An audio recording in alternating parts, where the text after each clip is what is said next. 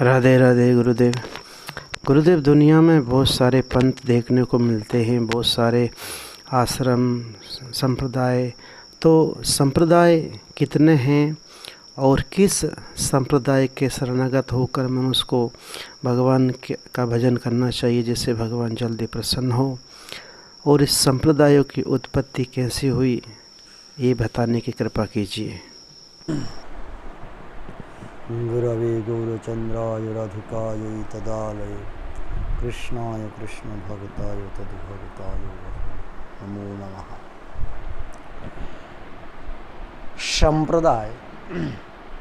संप्रदाय किसी से बनाया नहीं है। संप्रदाय हमारे पूर्व से ही भगवान श्री कृष्ण से ही चला आ रहा है। श्री ब्रह्मरुद्र सनका वैष्णवाक्षति पावनः चत्तरोस्ते कलो भव्या झुत्कले पुरुषोत्तमात्।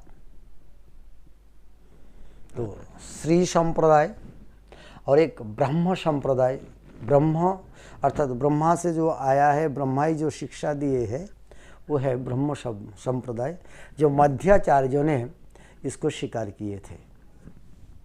श्री ब्रह्मरुद्र सनक आदि के से जो आया है वो सनक,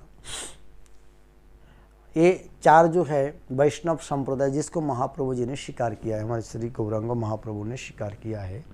ये चार संप्रदाय जो है इसको वैष्णव संप्रदाय माना गया है।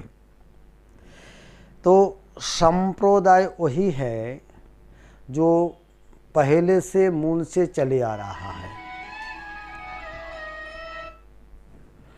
क्योंकि हमारे गंगा जी जैसा बहुत सारे नदियाँ हमारे भारत में है, परंतु जब तक ये गंगा नदी को ही मूल एवं पवित्र कहा जाता है, गंगा नदी ही पवित्र करती है सर्वत्र।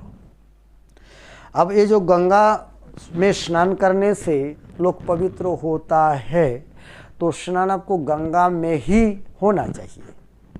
तो गंगा का परिचय कैसा मिलेगा? नहीं, गंगोत्री से जमुना, गंगा देवी जो निकली है, निकल करके उनकी धारा जहाँ जहाँ गई है वो गंगा नदी है। यदि कोई धारा इनको कट जाती है और कोई नदी आ जाती है तो उस नदी उनके पास से बहने से भी उनको गंगा नदी नहीं कहा जाएगा, और वो जो पवित्रता आदि गुण वो गंगा नदी में ही होगा, दूसरा नदी में नहीं होगा। इसी कारण गंगा का धारा सही है या नहीं है, कहाँ कट तो नहीं गया है, इस प्रकार देख करके, समझ करके, जान करके ही स्नान करना है। और हमारे संप्रदाय भी इस प्रकार के ही है, जो संप्रदाय मूल जो हमारे राधा कृष्ण है, गोविंद है, नारायण है, इनमें से आया है या नहीं, ये हमें जानना है। यदि भगवान नारायण से ही परंपरा रूप में एक के बाद एक जैसा परंपरा सूत्र रूप है, उस प्रकार रूप में शिष्य धारा से यदि नहीं आया तो उसको मूल संप्रदाय या शुद्ध संप्रदाय नहीं माना जाता है। हमारे जैसे लोग यदि कोई संप्रदाय बना लिया, एक मत बना लिया, एक संप्रदाय बना लिया, उसको संप्रदाय में ही नहीं माना जाता है, क्योंकि ये भगवान के द्वारा स्वीकृत नहीं है, महाजनों के द्वारा स्वीकृत नहीं है। इसलिए इसमें कभी कभी सिद्धांतों में, भजन शैली में अंतर पड़ जाता है।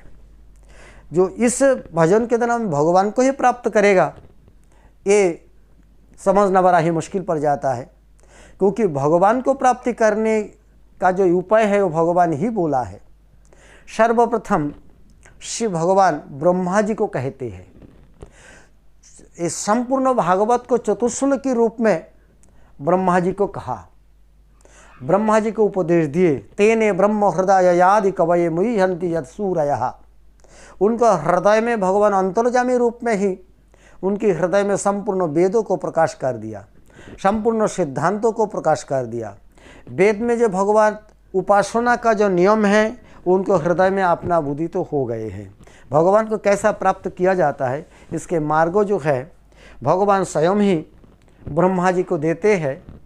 और ब्रह्मा जी इसी के द्वारा भगवान को उपासना किए, भगवान को संतुष्ट किए, भगवान को प्राप्त भी किए। अंत में जाकर उन्होंने प्राप्त किया है, ये अनुभव उनका है, यह है अनुभवी ज्ञान। जो इसके द्वारा साधन करने से हमें भगवान मिलेगा, ये जो उनका अनुभव है, स्वयं प्राप्त किया इसलिए उनका अनुभव है। ये अनुभवी ज्ञान उन्होंने नारद जी को दिया,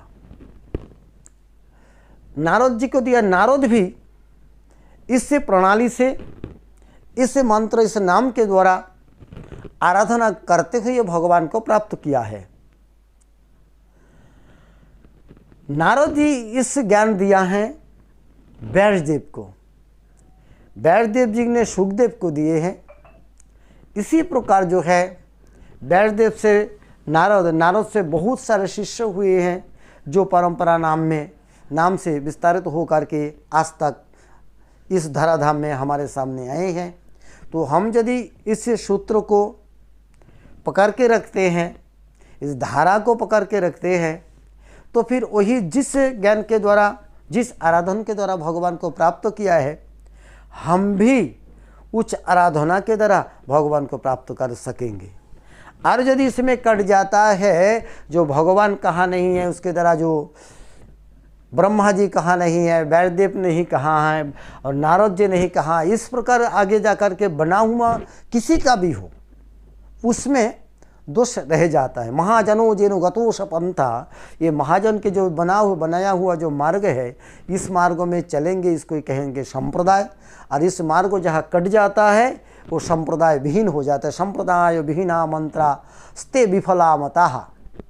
संप्रदाय विहीन जो यदि मंत्र जाप भी किया जाता है उसमें फल नहीं होता है, क्योंकि ये अनुभव जो है, जिस प्रकार हम देखते हैं बरगद के पेड़ों में हजारों फल लगता है। आश्चर्य की विषय है, बरगद के पेड़ों के नीचे एक भी पेड़ नहीं उगता, नहीं कहाँ होता है, नहीं ये कोई बिल्डिंग के ऊपर है, कोई पत्थर के ऊपर है, जहाँ मिट्टी नहीं है, जहाँ जल रहने की कोई संभावना ही नहीं है, सूखा, वहाँ हो जाता है। बोले क्यों? बोले यही नियम है। यो कि एक प्रकार के पक्षी है, जो पक्षी इस फल को खाता है, वो पक्षी इस फल को खाती हैं और वो जब बीट करती हैं, उस बीट में जो बीज रहता है, उस बीज कहाँ पे भी हो, पत्थर के ऊपर भी हो, चांद के ऊपर भी हो, वहाँ ही पेड़ बन जाता है, प्रकांड पेड़ बन जाता है। उस पत्थर को तोड़ देता है, चटक जाता है पत्थर, चांद को चटक जाता है, फट जाता है, वहाँ से प्रकांडो पेड़ उग जाता है। नियम यही है।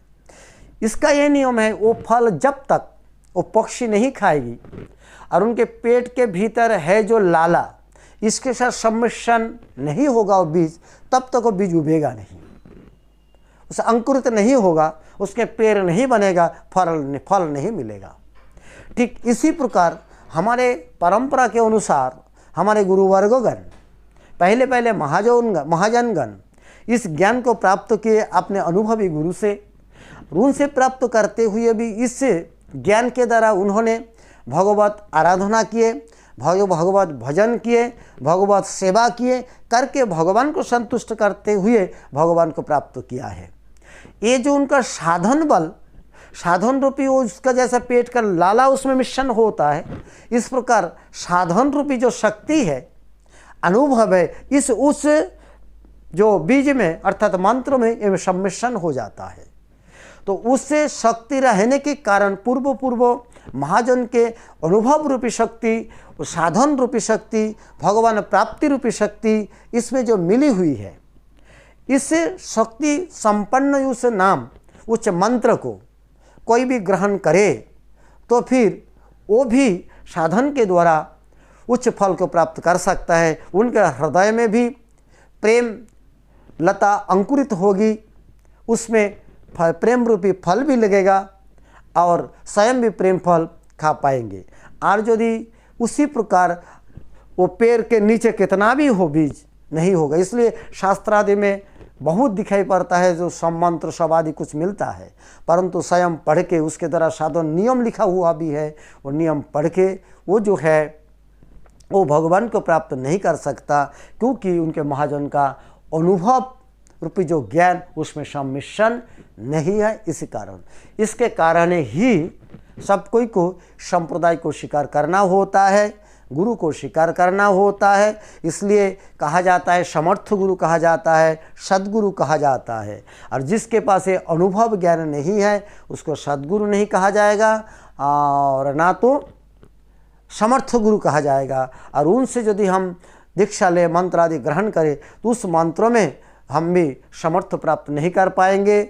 उस मंत्र का ये समर्थ नहीं होगा जो भगवान को भी प्राप्त कराए, भगवत भक्ति को प्राप्त कराए, भगवत भक्ति को प्राप्त कराए। अतः वो जपने से हमारा केवल समय ही नष्ट होता है और आगे फल मिलता नहीं है। हरे कृष्ण।